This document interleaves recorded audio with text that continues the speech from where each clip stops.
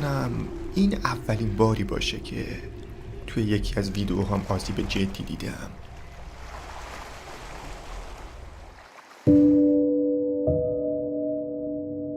دلیلی که اینقدر دیر ویدیو گذاشتم و غیبت داشتم به خاطر این اتفاق بود. دمدمای غروب بود که نشسته بودم و در حال چک کردن دایرکت های اینستام بودم، چون بعضی وقتا پیام هایی واسم ارسال میشه که یا باهاشون ویدیو میسازم یا ریلز اینستا میسازم و کلا هر چند وقت یک بار دایرکتامو چک میکنم. اما اون روز با پیامی مواجه شدم که دختری به اسم نگین واسم ارسال کرد که وقتی اون پیامو باز کردم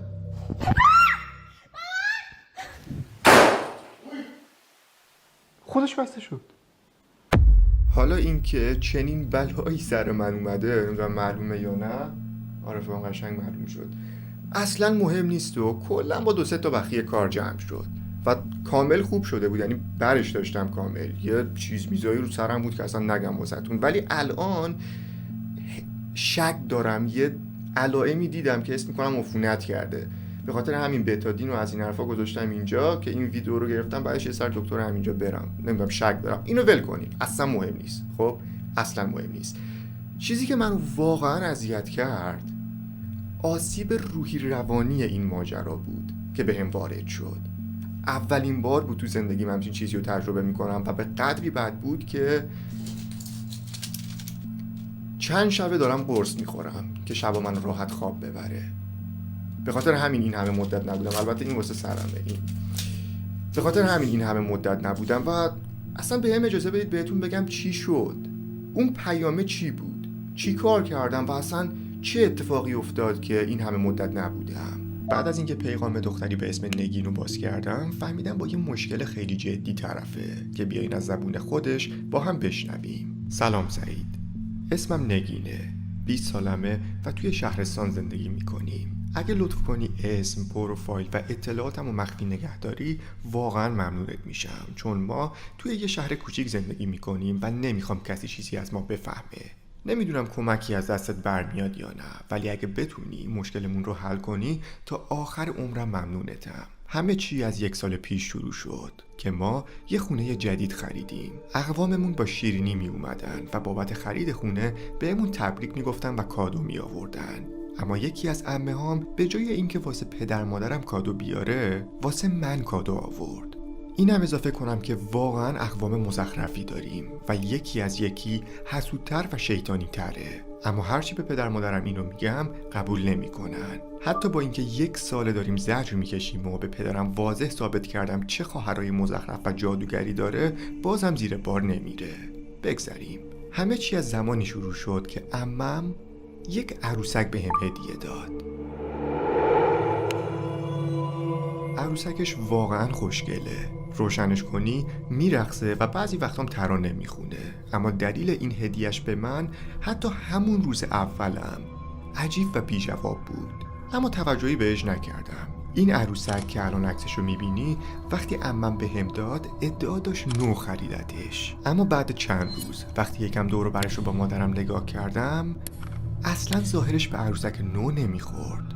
مشخص بود که دست دومه و وقتی اینو به مادرم گفتم چیزی نمونده بود که منو بکشه، چون معتقد بود مهم نیته، چه نو باشه چه دست دو، اینو واسه من کادو گرفته و باید ازش تشکر کنم. بیخیال شدیم و بحث رو تموم کردیم. عروسک رو یه جای اتاقم قرار دادم و واقعا خوشگله. وقتی باتری میذاشتم داخلش تکون میخورد و میرقصید.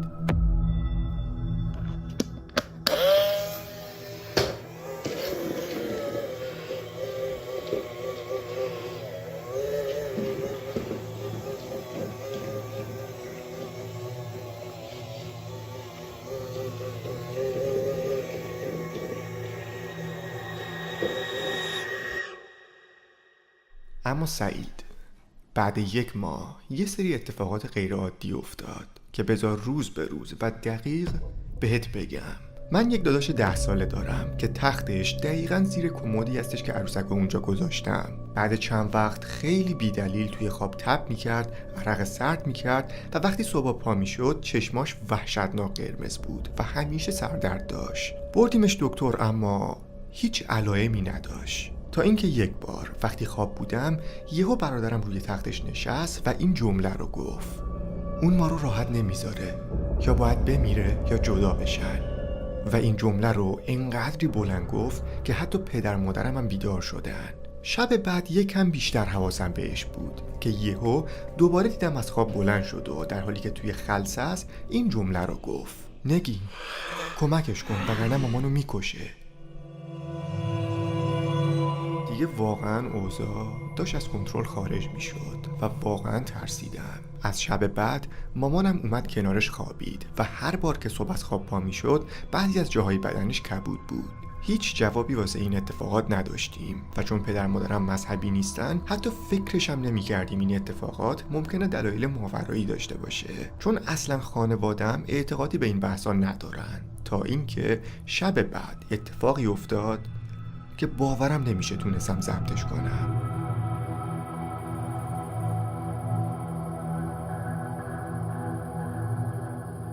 مامانم در حالی که کنار داداشم خوابیده بود یهو فهمید داداشم تب کرده. اونو بیدار کردن و بردنش حموم تا پاهاشو زیر آب بگیرن تا تبش بیاد پایین تر. منم موبایلمو برداشتم تا از داداشم فیلم بگیرم که اگه یهو حرفی زد یا چیزی گفت مدرکی داشته باشم به دکتر نشون بدم.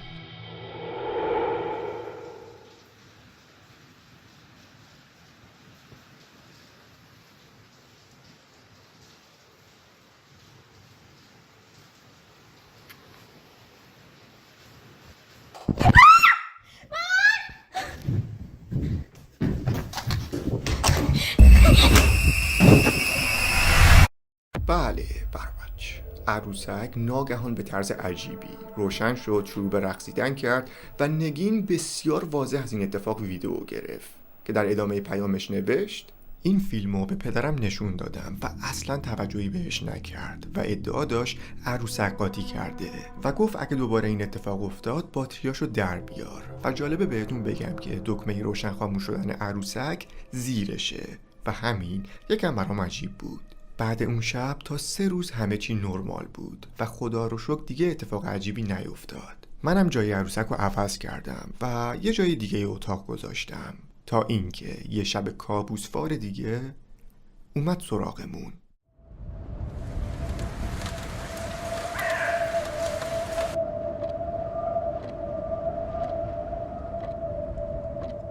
در حالی که داداشم کنارم خوابیده بود و عروسک روبرون بود، بعد چند دقیقه یه احساس سنگینی بهم دست داد.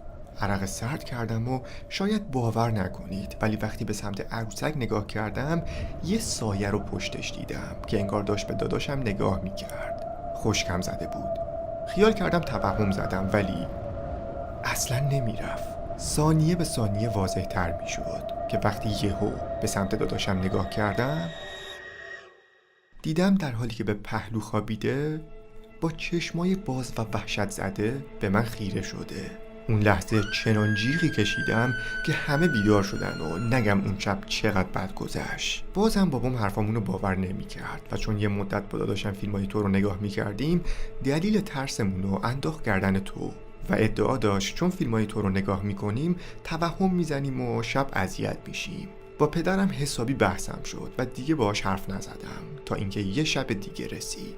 داداشم رفت پیش پدر مادرم خوابید و من تنها توی اتاق خودم بودم. اون عروسک مزخرف روبرون بود و چشم ازش بر نمی داشتم تا اینکه دوباره اون سایه رو پشتش دیدم. موبایلمو برداشتم تا ازش فیلم بگیرم که یهو غیب شد و تا 10 دقیقه الکی داشتم ویدیو میگرفتم که یهو دیدم یه چیزی با سرعت فوق‌العاده زیاد از این ور به اون ور میره و باورم نمیشد تونستم این ویدیو رو ضبط کنم.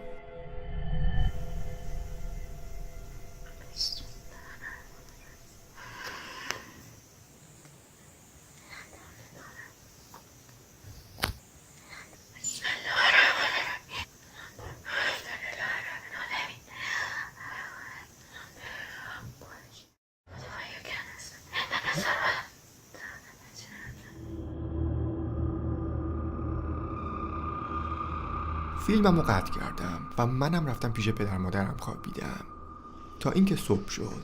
مامانم با تعجب اومد منو بیدار کرد و گفت: نگین چرا عروسک رو وسط حال گذاشتی؟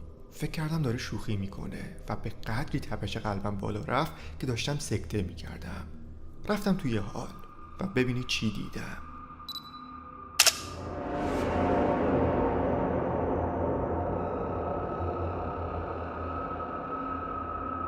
همین چند تا عکس و فیلمی که با هم دیدیم به قدری برای من عجیب و غیر قابل باور بود که اولش واقعا احساس کردم نگین داره سر به سرم میذاره، چون خیلی داستانش از واقعیت دوره و کم پیش میاد آدم با یه همچین چیزی بر بخوره. توی پیام بهش نوشتم الان اینایی که گفتید واقعی هن یا دارید سر به سرم میذارید؟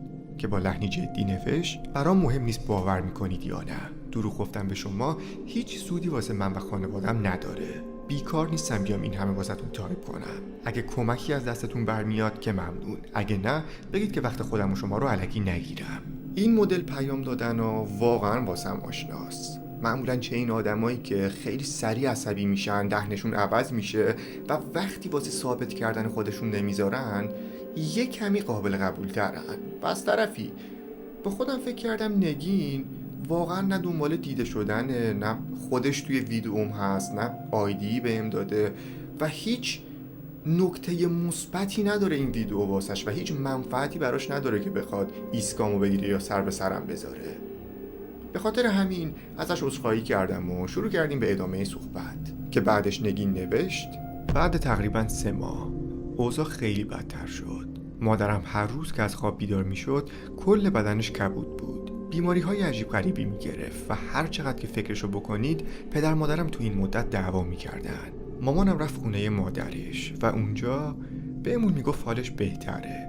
بابام سر کار بود و داداشم پیش مادرم. منی که توی خونه تنها بودم بارها دیدم عروسک بیدلی روشن میشد و خاموش میشد ولی هیچ فیلمی ازش نگرفتم، تا اینکه یک بار عروسک رو برداشتم روی میز گذاشتم و با موبایلم روبروش نشستم که ببینید یهو چی شد.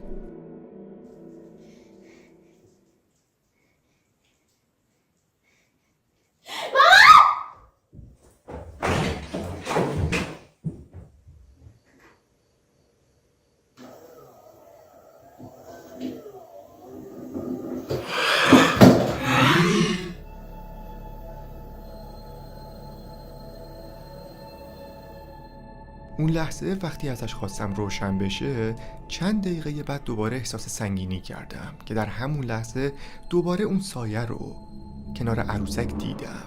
ترسیدم و جیغ زدم که یهو عروسک روشن شد. مثل این اتفاقات زیاد واسم افتاده.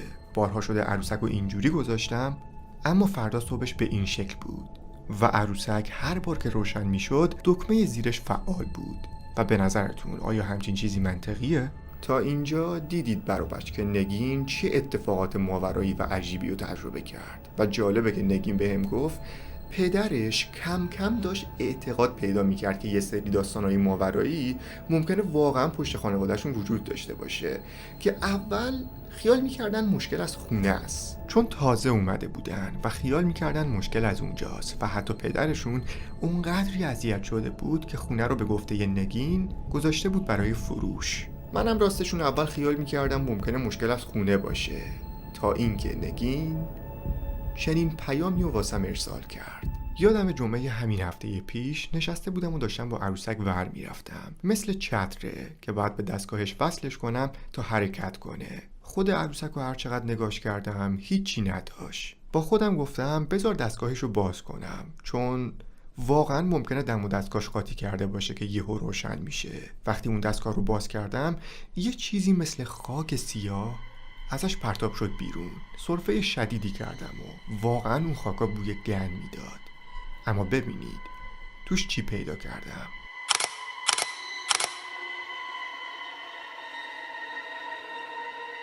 اون لحظه چنان بدنم یخ کرد که اگه بابام نمیرسید از هوش رفته بودم. بابام به محض اینکه وارد اتاق شد و چشمش به کاغذهای دستم افتاد انگار تعادلش رو از دست داد و یهو روی زمین نشست و بدون اینکه حرف بزنه به کاغذهای دستم خیره شده بود. انگار خیلی چیزا واسش روشن شده بود.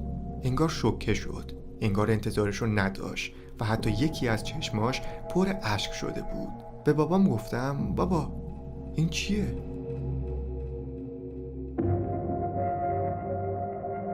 بابام هیچی نگفت و از خونه رفت بیرون. بله برا بچه، داخل عروسکی که عمه نگین واسش آورده بود طلسم وجود داشت و ازش خواستم راجع به این طلسما یکم بیشتر بهم توضیح بده. وقتی پیچشو باز کردم کلی خاک سیاه پرتاب شد سمت صورتم. داخل دستگاهه انگار زغال کشیده بودن. یک کاغذ داخلش بود که با پلاستیک بسته شده بود و وقتی بازش کردم اسم مامانم، بابام و داداشم نوشته شده بود. داخلش بوی تخم مرغ گندیده میداد و یه سری استخونای ریز از داخلش افتاد بیرون. بابام همشو با دستکش جمع کرد، طلسما رو برداشت آتیش زد و سری دستگاه عروسک رو با پیش بست. اما مطمئنم هنوز یه سری چیزا داخلش هست چون وقتی تکونش میدی صدا میده. اما بابام توجهی نکرد و سری انداختش توی سطل آشغال بیرون خونه. اینا رو بذارید کنار. داستان زمانی عجیب میشه که وقتی پدر نگین عروسک رو انداخت بیرون، 1 ساعت بعد مادر نگین در حالی که عروسک دستش بود اومد توی خونه، رو به پدر و دختر کرد و گفت چرا این عروسک توی آشغالا بود؟ معلوم است دارید چی کار میکنید؟ من و بابام از شدت تعجب به هم نگاه کردیم و یهو من داد زدم مامان، عمه توی اون عروسک طلسم گذاشته. تا مامانم اینو شنید عروسک از دستش افتاد و تا چند ساعت همه ساکت بودن. پدر مادرم رفتن خونه عمم و نگم واسط که چه جنگ و دعوایی شد. به قدری دعوای شدیدی شد که پلیس اومد و من تا 2 روز پدر مادرم رو ندیدم. عروسک رو به خاطر حال مادرم گذاشتم توی انباری و یادم به قدری صدا از انباری می اومد و به قدری سایه از پشت شیشه در انباری می دیدم که رفتم خونه مادر بزرگم. بعد چند روز پدر مادرم برگشتن خونه و هر بار که می‌خواستیم عروسک رو بندازیم دور، مامانم به طرز عجیبی حالش بد می‌شد. انگار که پیوندی به این عروسک خورده و یه مدت عروسک رو به خاطر حال مامانم توی انباری نگه می‌داشتیم چون واقعاً هیچ کاری نمیتونستیم باهاش بکنیم. پیش دعانویسم هیچ وقت نرفتیم چون اسم میکنم همشون کلاه بردارن و امکان داره وقتی بریم اتفاقات حتی بدتر بشه. خیلی زیاد با نگین صحبت کردم برا بچه و اصرار شدیدی کردم که اگه امکانش هست بیاد تا باهاش مصاحبه کنم، چون مسلماً اگه تصویر خودش باشه با حس بیاد اینا رو صحبت کنه خیلی ویدیو جذابتر از چیزی که هست میشه. ولی به قدری حساس بود که وقتی بهش گفتم باشه مصاحبه نمی کنیم، این چیزایی که داری تعریف میکنی و وایس بفرست حداقل که استفاده کنم توی ویدیو. حتی وایس هم نفرستاد و منم خب وقتی دیدم اینقدر حساسه دیگه اصرار نکردم و تصمیم گرفتم به شیوه خودم ویدیو رو ارائه بدم. تقریبا آخرای صحبتامون بودیم که نگین همچین درخواستی ازم کرد. جالب سعید که مامانم بعضی شبا یهو حالش بد میشه و از شدت درد فریاد میزنه. یه بار رفتم داروخونه تا مسکن براش بگیرم که یهو دیدم دم در خونمون خیزه، که اون لحظه من نوشتم خب کاری، کمکی، چیزی از دستم برمیاد که براتون انجام بدم؟ نگین نوشت نمیدونم. پدر مادرم قراره برن دکتر اعصاب و روان. من میخوام این عروسک رو یه جور دور کنم و مامانم رو کلک بزنم. میخوام بهش بگم عروسک رو دادم به یه آدم مطمئن که بره پاکسازیش کنه. فکر کنم اینو بگم یکم آرومتر بشه. این حرفو که دیدم واقعا تعجب کردم، چون برای بچه من جنگیر نیستم.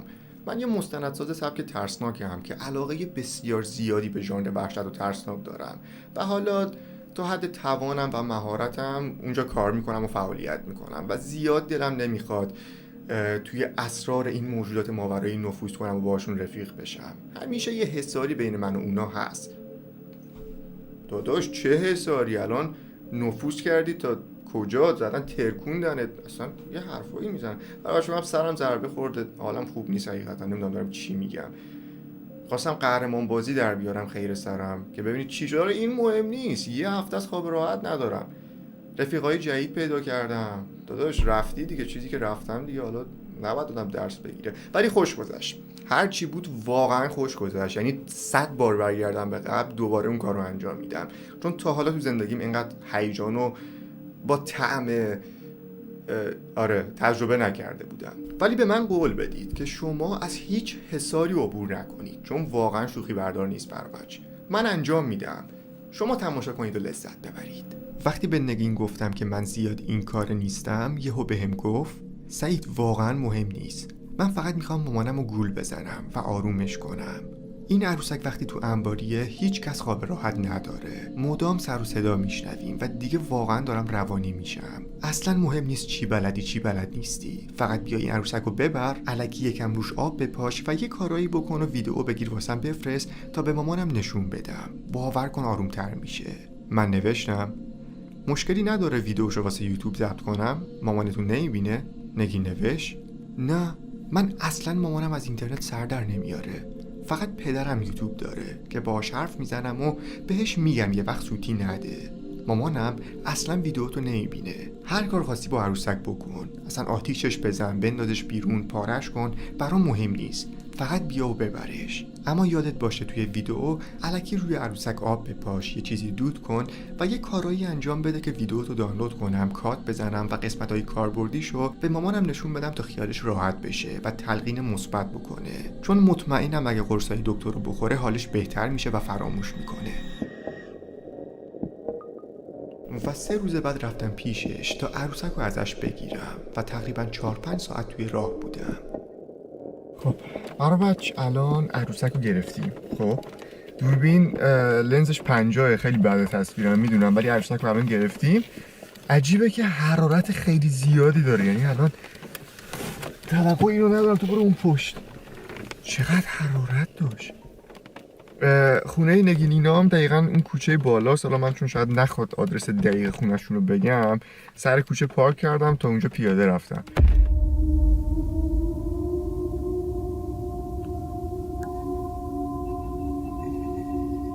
خب خوشبختانه سالم رسیدیم به مقصد. عروسک اونجاست و این چیزایی که الان دستمه اون قولی هستش که به نگین خانم دادم. این یه آب عادیه، یه آب معمولی که قراره بپاشم روی عروسک. این هم یه سری چیزاست که باهاش قراره دود کنم، دور عروسک بگیرم واسه مامان نگین خانم. عروسک اونجاست، بذارید نور رو بچرخونم، یه نشون بده عروسک رو.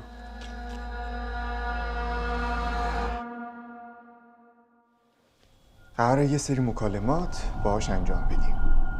من الان با همون عروسکی که خانواده نگین رو اذیت میکنه توی این خونم. ازت میخوام اون چیزایی که نگین واسم تعریف کرد، چیزایی که دید، سایه‌ای که دید یا کلا هرچی رو اینجام ببینم.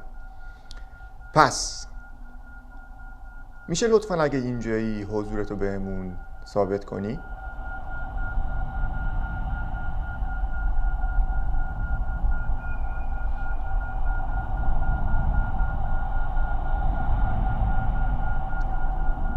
میشه لطفاً اگه اینجایی یه صدا ایجاد کنی؟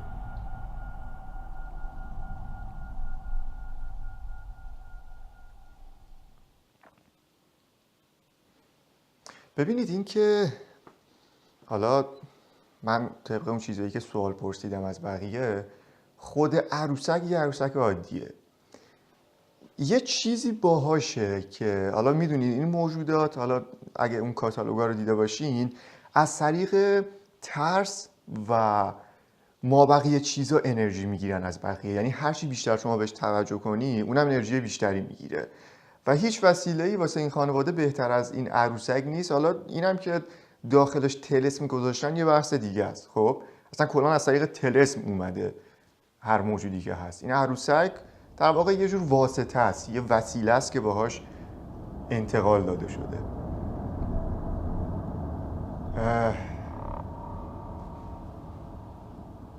سر و صدا زیاد ایجاد میکردی توی خونه نگین.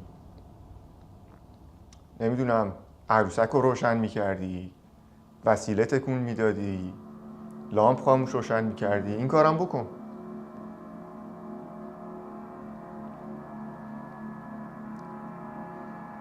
خب باشه، لامپ روشن خاموش نکن، اگه هستی یه صدا ایجاد کن.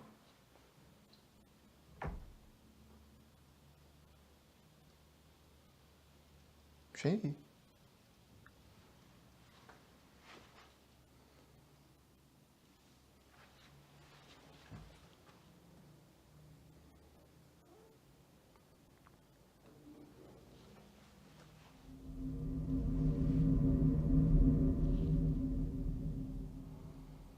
یه صدا از داخل این اتاق شنیدم، حالا نمیدونم صدای چی بود. این صدایی که ایجاد کردید مال تو بود یا نه یه صدای طبیعی بود؟ یه صدای واضح‌تر ایجاد کن. یه صدای واضح‌تر لطفاً.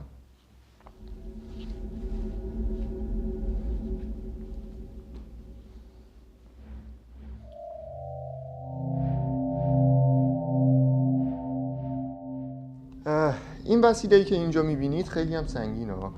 این اسمشو من گذاشتم دستگاه سیگنالیاب. خب حالا یه جایی آموزش رو دیدم خودم درست کردم. این تقریبا یه جاییش به اسپریت باکس وصله، با سیم و اینا چسبوندم، نمیدونم مشخصه یا نه. این به اسپریت باکس وصله. علاوه بر اون ارتباط گیری عادی اسپریت باکس که انجام میده، یه بخشیش هم هست که سیگنال گیری میکنه. یعنی چی؟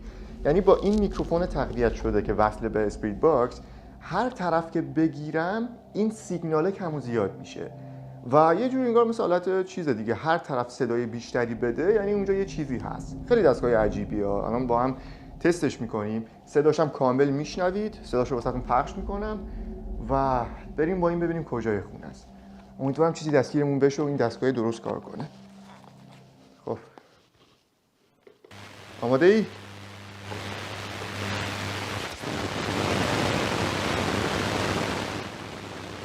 آماده ای؟ عجیبه جای عروسک هیچ سیگنالی نداره. دنبالم بیا. سیگنال عادیه.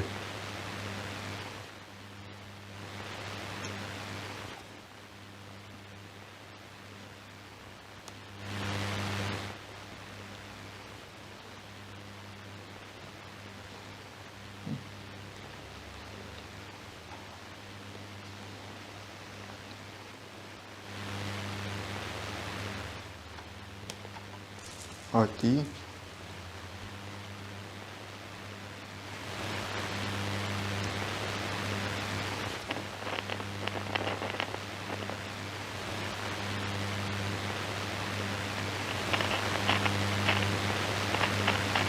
یک کمی اینجا یه خیرخیری داره، نمیدونم چیه.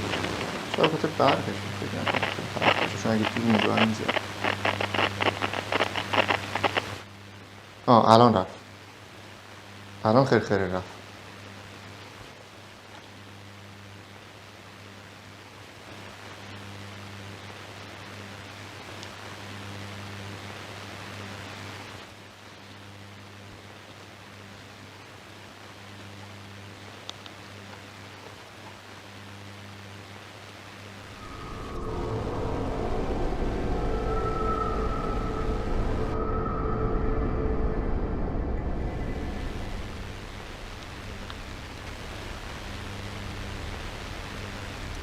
جالبه، باز جای چیز زد همون کموده. یه خرخر ریز داره، میدونی؟ مثلا یه خرخر میکنه و قطع میشه سریع. نمیدونم چیه.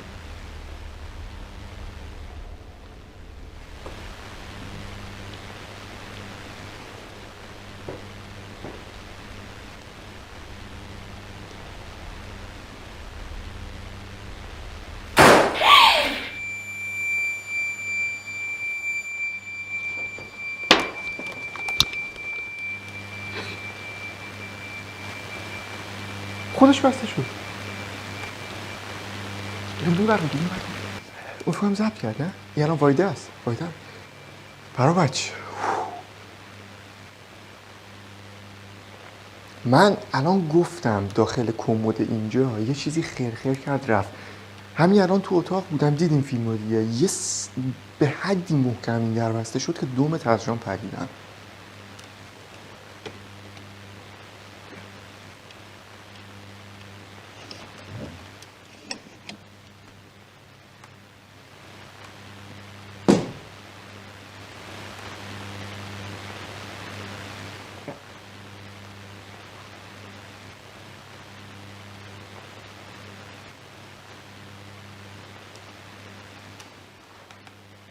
سیگنال نداره.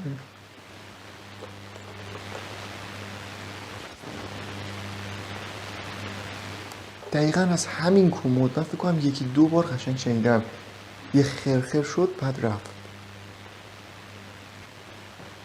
این که در بسته شد خیلی خوبه، یه نشونه است. چقدرم باحال بسته شد، یه نشونه است، خوبه. میشه لطفاً الان فهمیدیم اینجایی، میشه لطفاً اگه اینجایی دوباره یه صدا ایجاد کنی و در رو ببندی؟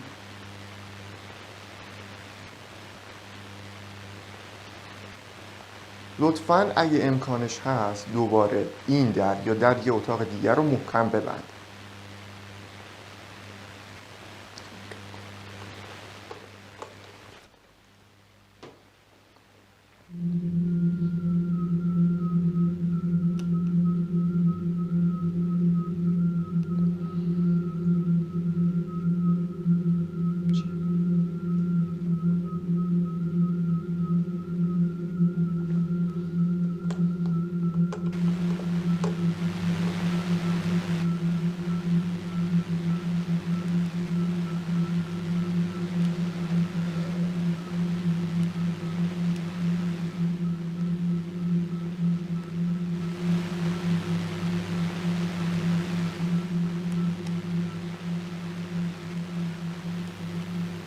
عجیبه، عروسک هیچ سیگنالی نداره، این به عروسک چسبیده نیست، پرسه میزنه این ور اون ور.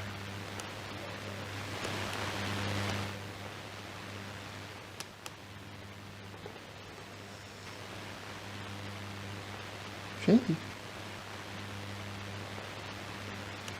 صدا آشپزخونه رو شنیدی یا نه؟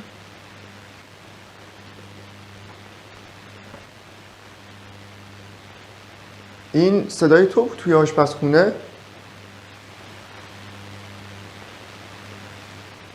چی بود؟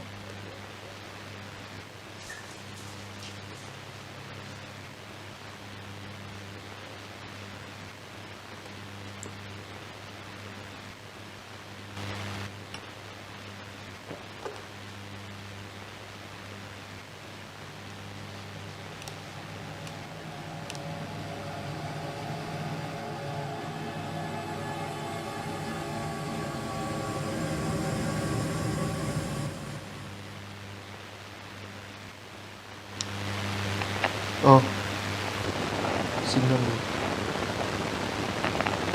نمیدونم برداشت توهم زدم یا نه، ولی اول یه چیزی دیدم، خب یه سایه خیلی عجیب بود، بعد تا این الان میبینی میشنوی بیا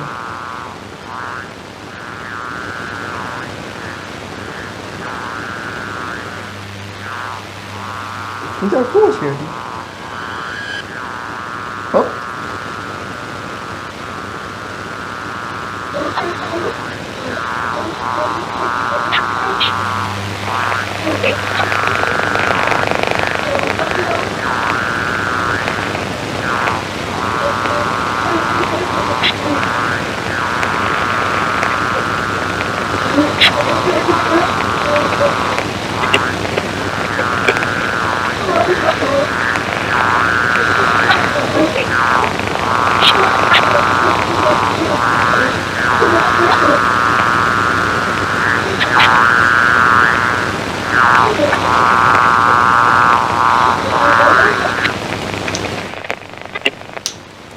قطع شد.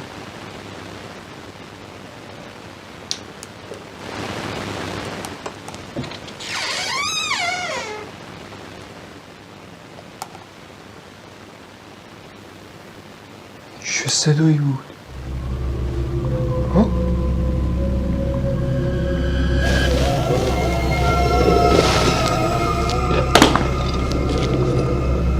این شیطانی تر.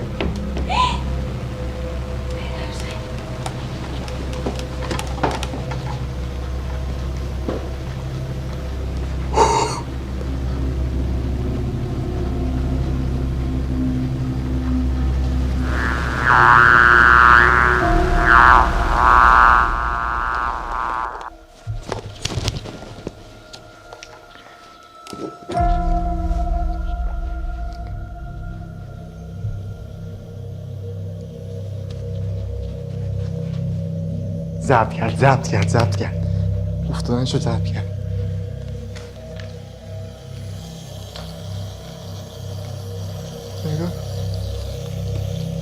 آنش خورده. نگاه گرفتی؟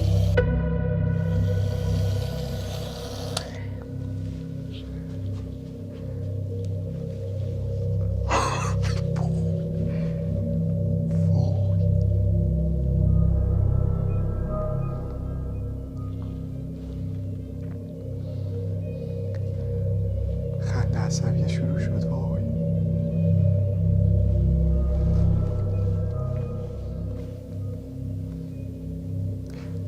تو افتادنشو چه این دیگه روشن شدنشو؟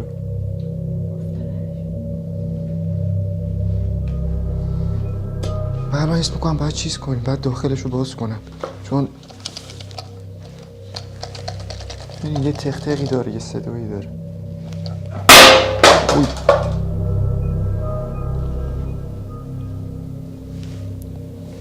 جدا شد، باتریاش در اومد اصلا.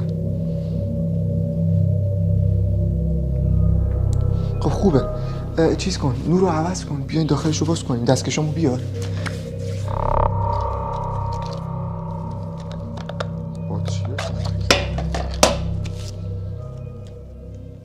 باتریاش من دستکش دستم کردم، خب چون واقعا نمیدونم چیا توش هست و اول یه جوری بودم که زیاد جدیش نمیگرفتم اونقدر، ولی وقتی اتفاقای الان رو دیدم واقعا نمیشد چیز کرد. این چیزی که توشه به نظر من صدا هم میده. من اول اونقدر جدیش نگرفتم، به خاطر همین دستکش پوشیدم. حالا اگرچه که اون طلسم اصلیه رو نگین برداشته با باباش، یه چند تا چیز میز داخلش بوده مثل استخون، طلسم، عکسش رو واضح دیدیم، نگین واسه اون فرستاد و اوه ببین چه صدایی میده. هنوز فکر کنم یه چیزایی داخلشه که بهش توجه نکرده. چیزی که منو متعجب کرده و اصلا باورم نمیشه اتفاقایی که افتاد اصلا هیچی. خب عروسک روشن شد، هیچی. شما فرض کنید خود نگین تو این مدت که این عروسک دستش بوده ممکنه چه اتفاقای وحشتناکتری رو تجربه کرده باشه.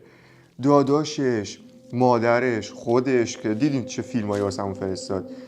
شما فرض کنید این طلسم چقدر قوی بوده که من وقتی اون عروسک رو گرفتم حرارت داشت اولش. خب حالا حرارت به کنار، عروسک رو آوردم اینجا، نیم ساعت نشد، 1 ساعت نشد گشت و گذارمون که چه علائمی نشون داد. یعنی واقعا دارم میگم تو هیچ کدوم از ولاگام نشده به این سرعت علائم نشون بده. و به نظر من اون طلسمی که داخلشه خیلی طلسم خطرناکیه، بخاطر همین دستکش پوشیدم، چون واقعا میترسم لمسش کنم.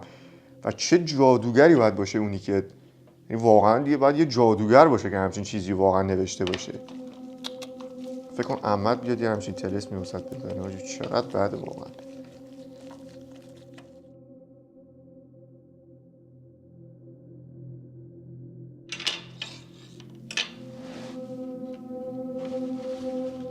بیا یکم نزدیکتر اگه میتونی. برای بچه من الان داخلش رو باز کردم. خب یه چیزی داخلش هست که بهش دست نمیزنم، نمیدونم چرا اینو بر نداشته نگیم. ببینید دیده میشه یه چیز سنگی داخلشه. حالا دست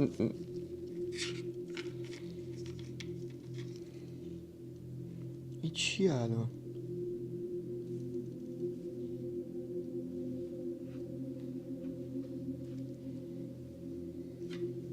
اوه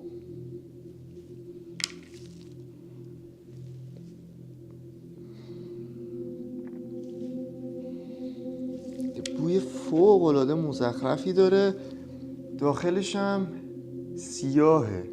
من نمیدونم این سیاه ها به خاطر چی میتونه باشه. این اون چیزی که صدا میکرد داخلش این بود. ببینید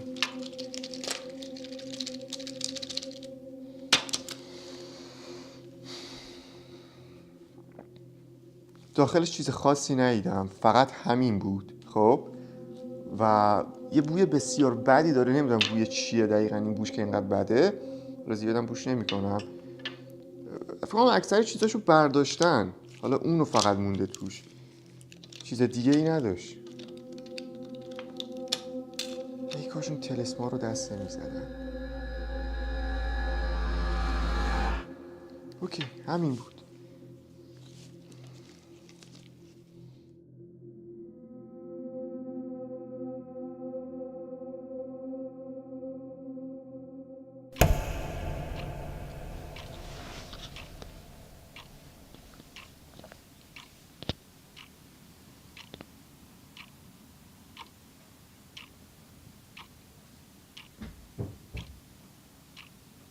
شنیدی؟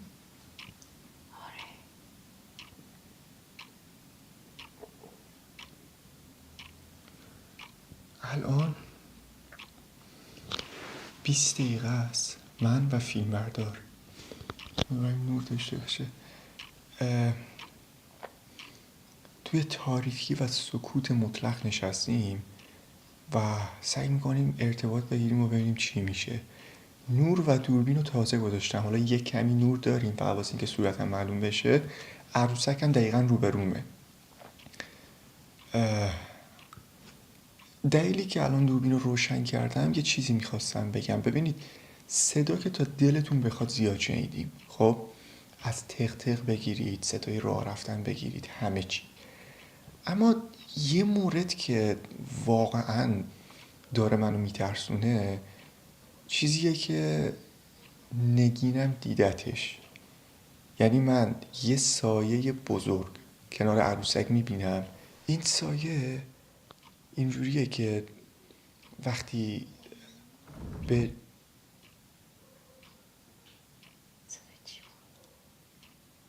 در کمد بود، باور کن فکر کنم باز شد.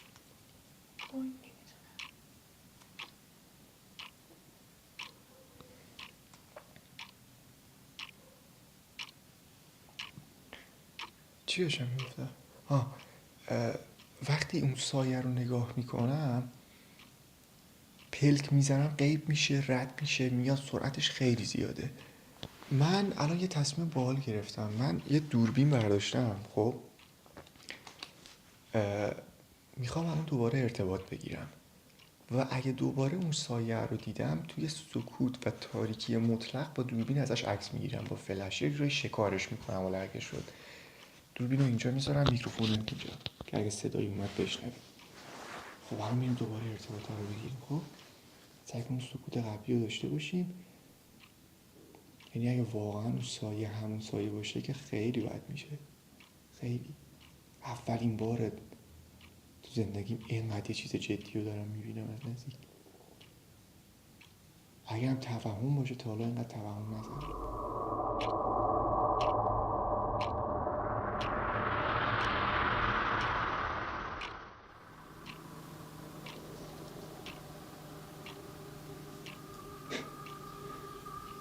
یا خدا، یا خدا.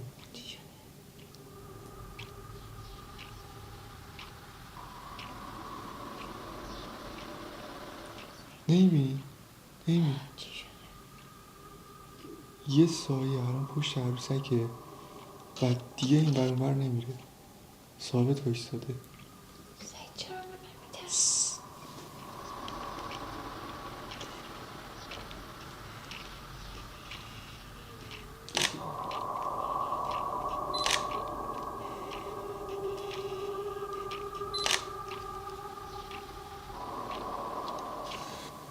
هنوزم نرم. این توهم نیست، این باور کن توهم نیست. چه شده باسته بس آره روشن کنم. نه نورو بگی سمت عروسک، من دوربین میچرخونم. یعنی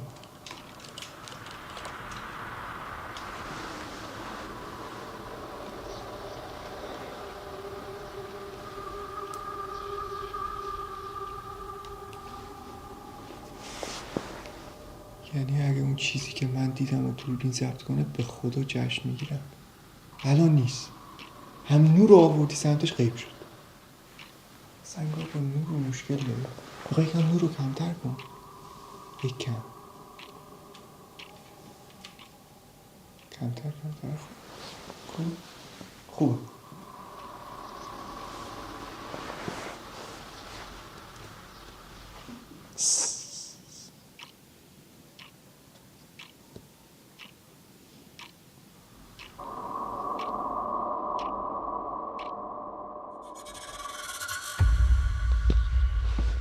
خب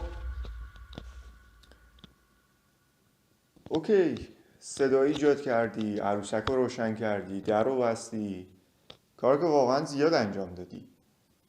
ولی خب ازت میخوام بهم بگی چی کار کنم که دیگه این خانواده رو اذیت نکنی؟ چه درخواستی از من داری؟ چی کار برات بکنم؟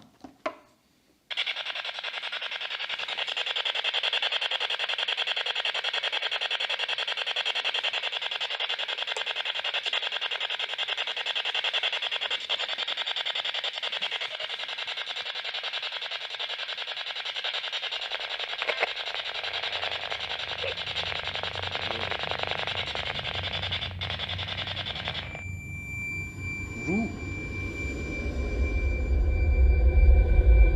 منظورت از روح چیه؟ یعنی چی روح؟ سوالم چی بود؟ گفتم چه کاری ازم میخوای انجام بدم برات؟ گفت روح. میدونم. چه سوالی بپرسم؟ واقعا مخم پاچیده. یعنی اینکه بگم تو اینجایی، لطفا اگه اینجایی صدایی ایجاد کن، اینا دیگه کار از کار گذشته. واقعا من میخوام فردا یا شاید هم همین امروز صبح اون وسیله‌ای که توش طلسم بوده آتیش بزنم. چیزی هست بخوای بهم بگی؟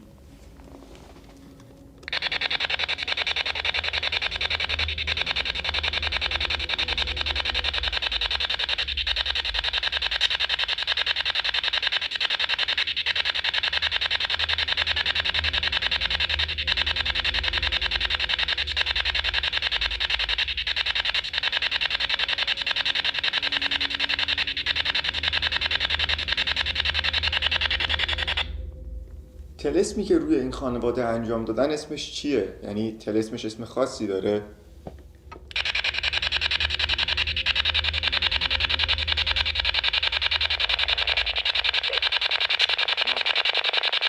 مرد. طلسم مرد. این موجود سیاهی که الان هم من دیدمش هم نگین دیده، الان تویی دیگه، درسته؟ اینجاست؟ بله.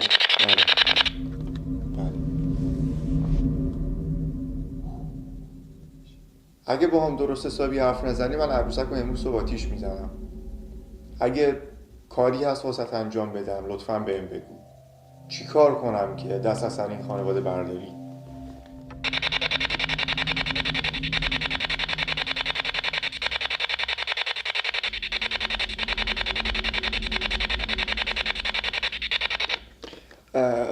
الان یادم اومد. الان داره سوال خوب یادم میاد.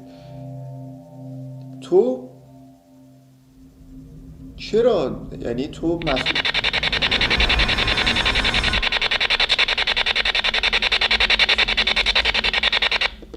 اصلا دکمه‌شو من نزدم، خودش روشن شد.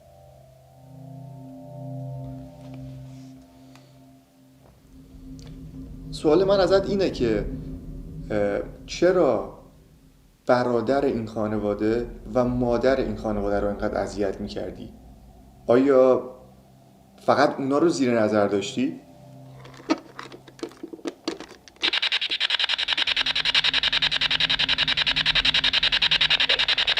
بله. بله.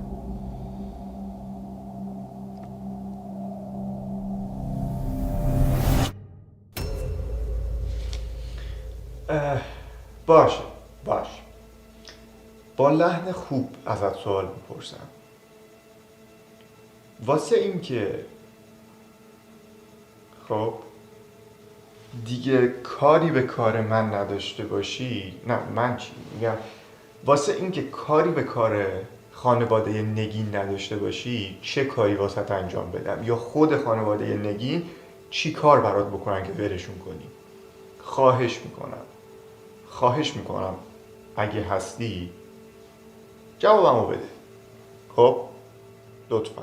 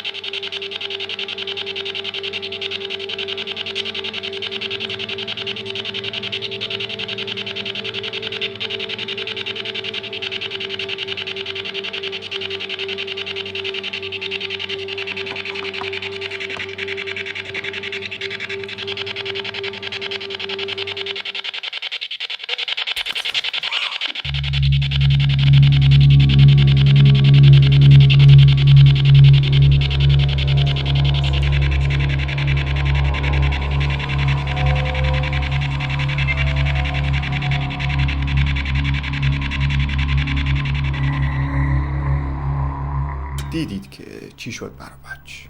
و حالا درسته من زیاد جو میدم و این جمله رو همیشه توی ویدیوها میگم، ولی اگه با هم موافق باشید تا حالا چنین اتفاقی توی هیچ کدوم از فیلمام نیفتاده بود. یعنی قاطعانه میگم اون لحظه چنان شوکه شدیم که اصلا فیلم برداری اینا رو ول کردیم و سریع رفتیم بیمارستان، چون من اشتباه کردم شیشه رو در آوردم. اون لحظه نباید در می آوردم.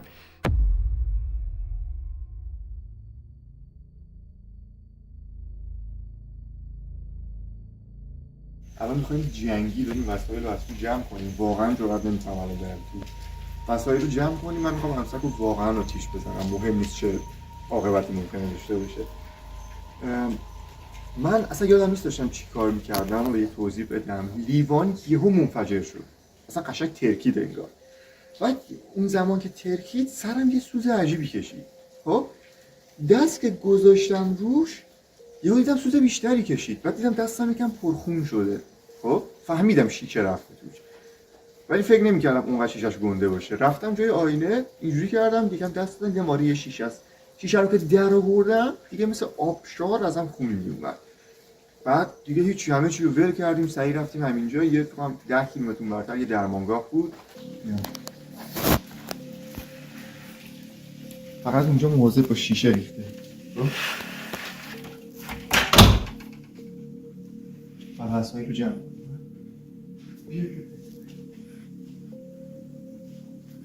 نوش بدید برای بچه زوم کن. نه شیشه ریخته برای بچه. دقیقا هم اونجا بودم. خدا رحم کرد. ببین وای فکر کن اگر رو به لیوان بودم جفت چشامو از دست میدادم. یعنی خدا رحم کرد. برگشتم سمت اسپریت باکس. قشنگ یادم برگشتم لیوان یه تیکه رفت اینجا. بعد پام هم یکم زخم شد چون اینجا شیشه ریخته.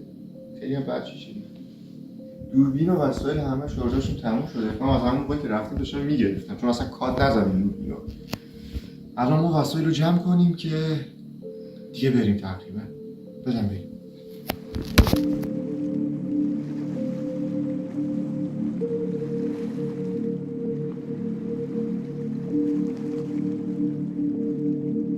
کامل آتیشش زدم و همه چیش آب شد و دقیقاً بعد اون 5 روز من خواب راحت نداشتم. نه اینکه چیزی ببینم یا اتفاقی توی خونم بیفته، خوابای بد میدیدم، کابوسای بد، اصلا حالم واقعاً افتضاح بود.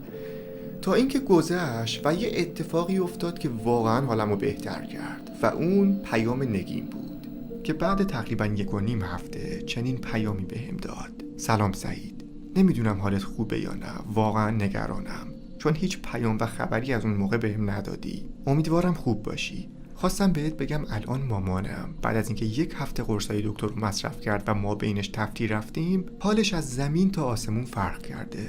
الان هممون خوبیم. انگار فضای خونمون سبک شده و توی این مدت واقعا داریم با آرامش میخوابیم. از وقتی عروسک رو بردی دیگه نه سایه‌ای دیدم و نه صدایی شنیدم. اصلاً همه چی فرق کرده. نمیدونم چطور ازت تشکر کنم. بابام واقعا اصرار داره تو رو از نزدیک ببینه تا جبران کنه. واقعا ممنونیم ازت. که من نوشتم سلام.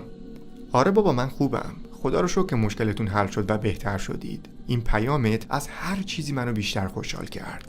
نیازی به جبران نیست، کاری نکردم. فقط عروسک رو ازت گرفتم و آتیشش زدم. حواست به مامانت باشه و خواهشاً دیگه از اقوامتون هدیه قبول نکنید. فیلمی هم که قولشو بهتون دادم تا چند هفته دیگه ادیتش میزنیم و میذاریم داخل یوتیوب. فعلا باید استراحت کنم. بعد از کمی صحبت فهمیدم حال نگین و خانواده‌اش واقعا بهتر شده و این خبر حسابی منو خوشحال کرد. حال خودم هم خوبه برو بچ. فقط واسه این سرم باید امشب یه دکتر حتما برم چون خیلی ریسکیه و این قرصم احتمالا فقط همین یه امشب رو بخورم، دیگه نمیخورم. و احساس میکنم حالا من از چند نفر سوال پرسیدم، گفتن آتیشش زدی اشتباهه، ولی خب اتفاق خاصی نیفتاده. اون بیلک عروسک بود زیرش که توش تلس پیدا کرده بود نگین. از وقتی اونو آتیش زدم احساس میکنم تاثیر مثبت داشته برعکس چیزی که بقیه میگن، چون هم حال نگین و خانواده‌اش بهتر شده، هم من الان حالم بهتر و چیز خاصی نمیبینم، فقط خواب بد میبینم که اونم اوکیه. خوشحالی اولم به خاطر اینه که نگین و خانواده‌اش خوب شدن و خوشحالی دومم اینه که میتونم ایشونو نگه دارم پیش خودم. میدونم خیلی تعجب کردید، من خودم هم تعجب کردم، ولی واقعا حیفم اومد براش بیرون بذارمش. ببینید چقدر خوشگله. اینو من 1 هفته آزمایشی آوردم تو خونه. خب اون بیلبیلکش نیست، ببینید اون نیست. اینو آوردم توی خونه، با خودم گفتم اوکی اگه اتفاقی افتاد، اگه حالا مثلا تاثیر منفی چیزی داشت، اینم میرم آتیش میزنم. ولی تو این 1 هفته هیچ اتفاقی خاصی نیفتاده و همه چی اوکیه. فقط خودم یه کمی کابوس میبینم که البته دیشب ندیدم، دیشب حالم واقعا خوب بود و امشبم قطعا خوبه. به خاطر همین این عروسک دیگه پیش ماست و قراره نگهش دارم. آره، یا میذارمش توی این بک‌گراند که فکر نکنم جا بشه، یا میذارم توی زیرزمین خونم. از این بعد میخوام هر جا که رفتم مصاحبه‌ای انجام دادم یا همچین چیزی تو تورم خورد، یه یادگاری از اون طرف بگیرم، یه جا جمع کنم، بعد یه انباری بزرگ بزنم پر وسایل نفرین شده که ادوالورین فکر نکنم فقط اونان که توی آمریکا یه همچین موزه‌ای دارن، منم واقعا شاید بتونم بزنم. پس با این شروع میکنیم. واقعا خوشگله و دختر خوبی بوده تو این مدت و خواهشاً سعی کن به این دختر خوب بودنت ادامه بدی تا در آتش سوزان نمیری. خب برابرش این از این ویدیو بود. مرسی که فیلمو تا اینجا تماشا کردید و عذر میخوام که یه مدت نبودم چون واقعا حالم خوب نبود. از الان به بعد دیگه فعالیت رو سعی میکنم بیشتر کنم. شما هم حتما برای لایک چی دارم میگم، سرم ضربه خورده برابرش دارم، اصلا حواسم نیست دارم چی میگم. خواستم بگم که حتما برای حمایت از بنده و سبک مورد علاقه خودتون این ویدیو رو لایک کنید، کامنت بذارید و اگه سابسکرایب نکردید سابسکرایب کنید. عشق منید و تا ویدیوهای بعدی خدا نگهدار.